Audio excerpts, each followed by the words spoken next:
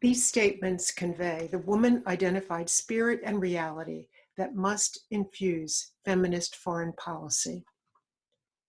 I am not free when any woman is unfree, even when her shackles are very different from mine. Audre Lorde. Poverty, discrimination, and violence are still strongly present in the lives of women and girls. Underrepresentation in power and decision-making is still the norm. Phumzile Mlambo Ngcuka, Under Secretary General and UN Women Executive Director. Women belong in all places where decisions are being made. Ruth Bader Ginsburg. I can't believe that we are in the 21st century and we are still fighting for gender equality. We have to smash patriarchy. Raja Hafar, founder and president of Not for Trade, the first anti-trafficking NGO in Tunisia. What would comprise the content of US feminist foreign policy? Our starting point is the situation today of women in the US and worldwide regarding our freedom, power, and equality. Here is a brief but incomplete snapshot. The 25th anniversary of the 1995 Beijing Declaration and Platform for Action was commemorated in Paris between June 30th and July 2nd, 2021. Entitled Generation Equality Forum, it carried a heavy message. Quote, "It is disheartening that still not one country can claim to have achieved gender equality." End quote. Moreover, quote, "The COVID-19 pandemic has been a serious setback for gender equality and women's health. Poverty, discrimination, and violence are still strongly present in the lives of women and girls. Underrepresentation in power and decision-making is still the norm. Consider the following data-based findings and comparisons on the status of women and girls presented at the Generation Equality Forum, all being departure points for feminist foreign policy. On women in politics across the world, only 1 in 4 seats in national parliaments are held by women, yet this is more than double the proportion in 1995. Women gained 30% of parliamentary seats in 2019 in countries with quotas, compared to 18% in countries without quotas. Ironically, the United States, touting itself as a beacon of democracy, required a quota of 25% women in the legislatures of countries in which it waged war, Afghanistan and Iraq. Yet the US languishes at just 24% women in its own Senate, and only very recently achieved 27% in the House of Representatives, after decades of paltry women's representation. Further, today's Senate is a majority elderly white men in a country of 40% non-white. Despite progress throughout the world, women throughout the world are also largely excluded from other political arenas, policies, and budgets. In only 14 countries are 50% or more of cabinet members women. In 80% of countries with national plans to achieve gender equality, only 1/3 are costed out and financially resourced. And perhaps the biggest obstacle for women's political equality is bias against women in power. A large share of women and men globally, it's 43% women and 53% of men respondents, believe men make better leaders, according to Generation Equality Forum. On financial and economic inequality, on average, women are paid 16% less than men. Only 1 in 4 managers are women. Women aged 25 to 34 are 25% more likely to live in extreme poverty than men. Women on average do 3 times as much unpaid care and domestic work as men, with long-term consequences for their economic and social security in older age. 31% of young women aged 15 to 24 are not in education, employment, or training, more than double the rate of young men, which is 14%. On sexual and physical violence against women and girls, 18% of ever partnered women ages 15 to 19 experienced sexual and/or physical violence by an intimate partner in the previous 12 months. That's the year is 2019. The rate of physical and sexual violence is higher across a lifetime, 1 in 3 women. Violence against women increased across the world when women were restricted to their homes with violent male partners because of COVID. 34% of adolescent girls aged 15 to 19 have undergone female genital mutilation in 31 countries. While this has dropped from 47% incidence 25 years ago, it is a tragically high rate of violence against girls that carries pain, serious health risks, and lasting messages of male dominance. On reproductive access, freedom, and health. In 2019, 190 million women of reproductive age worldwide who wanted to avoid pregnancy did not use any contraceptive method. We can only infer the reasons. Contraceptives not available, not affordable, or forbidden by an intimate partner, culture, or religion. In sub-Saharan Africa, 3 in 5 new HIV infections are among 15 to 19-year-old girls. As a guide to framing U.S. feminist foreign policy, let us consider the 4 main U.S. foreign policy goals as articulated by the State Department. First, protect the United States and Americans. So that is security at home as well as abroad. Advance democracy, human rights, and other global interests. Promote international understanding of American values and policies, and support U.S. diplomats, government officials, and all other personnel at home and abroad who make these goals a reality. So that is the State Department's 4 main goals as published on their site. So U.S. feminist foreign policy modeled on these goals would include the following. Assure that women are secure from all inequalities in society, including personal, that is freedom from violence, sexual and reproductive health freedom, and political, economic in both the cash and care economies, and educational. Assure that women are secure in all of these domains. Inequality in these realms is the most serious threat to national security for women in our country and throughout the world. Advance democracy and human rights for women in all policy negotiations, agreements, aid, and treaties with other countries, the UN and international organizations. This is a feminist foreign policy goal for the US, with data-based evaluations built in so as to document advances in women's equality.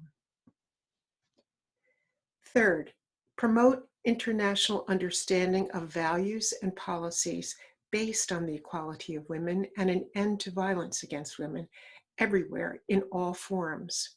Use all international forums and country-to-country meetings to promote and advance women's rights. Fourth, assure that at least 1/2 of U.S. diplomats, government officials, and all related personnel are women who mirror our country's diversity and who are committed to the equality of women at home and abroad. In other words, no token positions. Women must be equally represented in leadership positions in all government agencies. This would be a feminist foreign policy goal.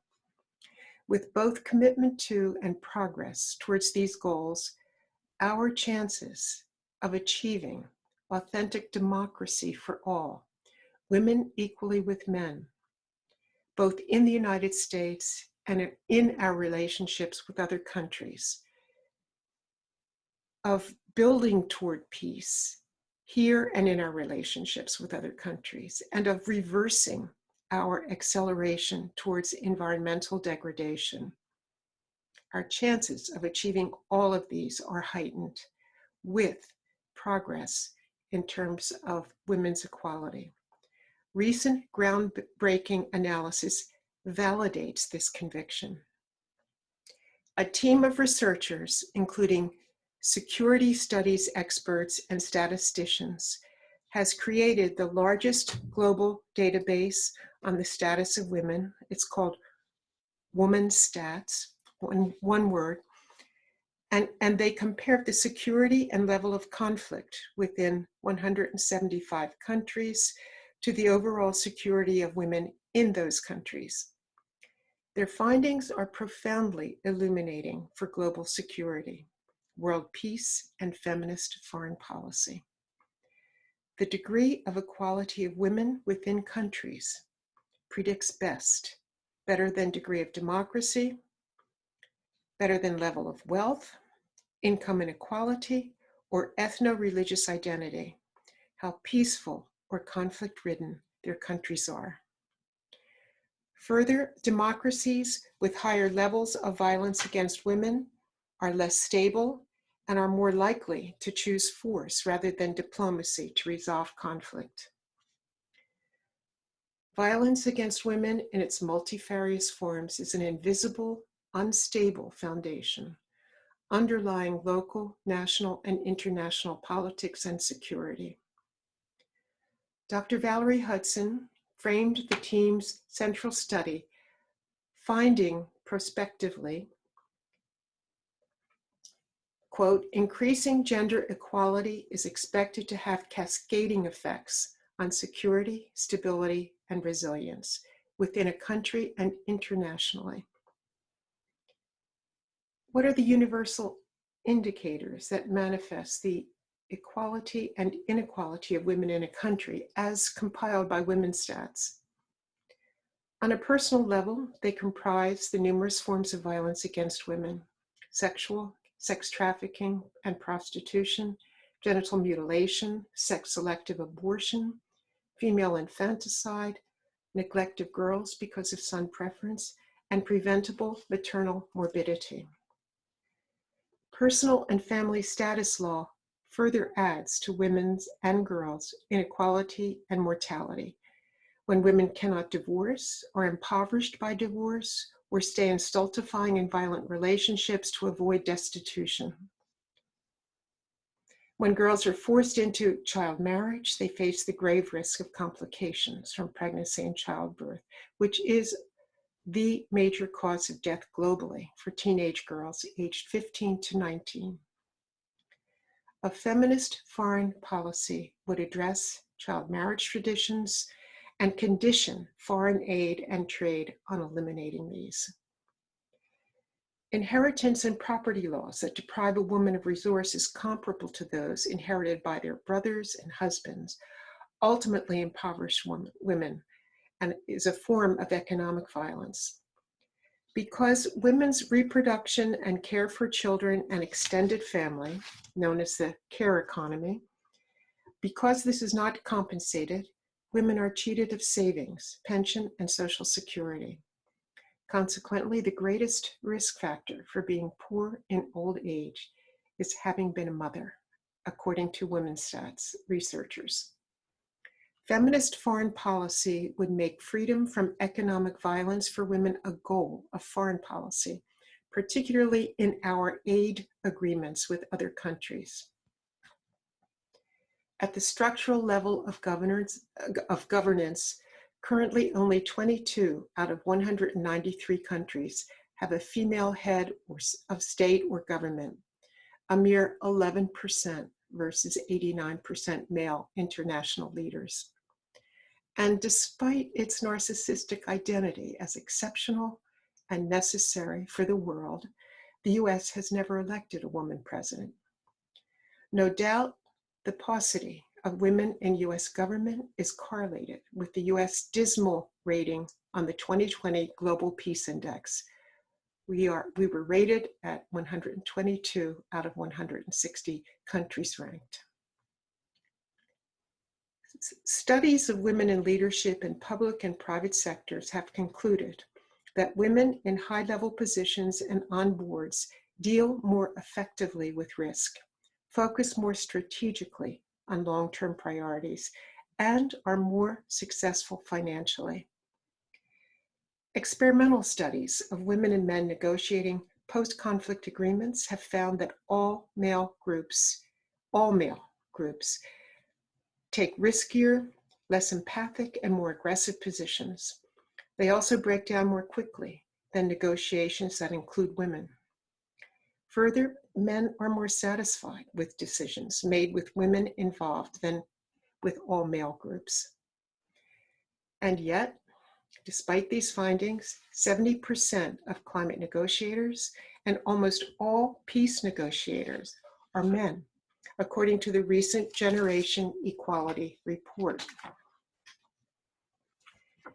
WILF member Ayo Ayoola Amale, a Nigerian lawyer and mediator, underscored the crucial potential and impact of women in peace negotiations. Research has shown, she told me, that where women's inclusion is prioritized, peace is more probable, especially when women are in a position to influence decision-making. The reasons for this are not far-fetched. Women constantly bridge boundaries and build alliances for peace. They promote dialogue and build trust. Women take an inclusive approach, whether it is stopping conflict, contributing to peace processes, or building their societies after conflict or war. It is impossible to talk about feminist foreign policy for the United States without confronting the juggernaut of US militarism. The United States is the only country to have a military command on every continent, 800 military bases throughout the world, and active duty military personnel in some 150 countries. We have a war budget equal to 38% of the entire world's war budget, and are the largest weapons maker and seller in the world, selling American military hardware to 96 countries, with almost half going to the Middle East, and unbelievably, 24% to Saudi Arabia alone. Our discretionary budget for war and militarized national security is greater than the sum of allocated funding for genuine domestic security, including agriculture, infrastructure, housing, workplace safety, sustainable energy, environmental protection, and so on. It is de rigueur for US presidents, Democrat and Republican, to brag about our military potency. Quote, the greatest military the world has ever seen, second to none, implying that military prowess is our greatest asset and to be maintained at all cost. Feminist foreign policy would require a Department of Peace, funded by reducing the entire military budget in half to assure that our efforts for peace match our military efforts. After all, recent public policy research at Harvard University demonstrates that nonviolent resistance is 3 times more effective than violent resistance in organizing and protesting repressive governments. Feminist foreign policy would redefine national greatness by its diplomacy and cooperative agreements with countries based on partnering on climate, pandemics, biodiversity, aid for humanitarian purposes, and exchange among scientists, artists, athletes, and yes, astute diplomacy to avoid militarized conflicts. Clearly, an authentic feminist foreign policy for the United States, or call it a national action plan on women, peace, and security, which we do have since 2011, would require US disarmament. So a authentic feminist foreign policy for our country would require US disarmament. Our country, I say meaning US, because this is an international conference. Ending our wars and occupations, ending our military presence in 800 bases, and special operations in 70% of the countries throughout the world, and investing in a Department of Peace to implement feminist foreign policy. Improving the status of women country by country through non-military aid and trade agreements would be at the heart of feminist foreign policy. This, according to empirical analysis, women's stats being one aspect of it, and there are other studies like theirs as well, this would bring the world closer to peace. My special thanks to Nancy Price, who conceived this forum on feminist foreign policy. I admire her convictions and tenacity, her very strong feminism. And to WILF International for your presence and good work in the world. Thank you.